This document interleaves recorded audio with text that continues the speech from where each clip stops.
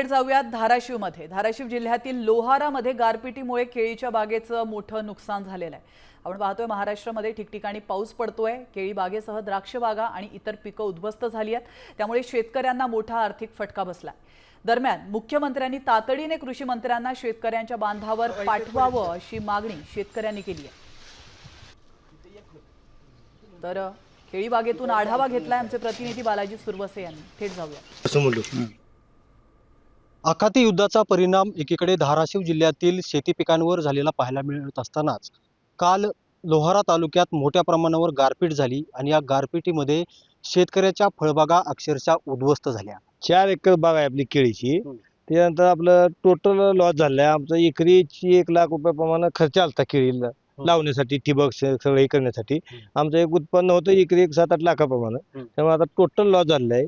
घडं सगळी पानं सगळी गेली, घडं वाकून गेलते, गारा पडल्यामुळे त्याच्यावर डाग पडलेत काळे। त्यामुळे आता त्याला मार्केटमध्ये बी काय होत नाही व्हॅल्यू, असं झाले सगळं नुकसान झालं। त्यापूर्वी थोडी गेलती, आता हे सण झाल्यामुळं काढू म्हणले होते। त्यावेळेस पहिले 17 रुपयाने भाव लागला होता।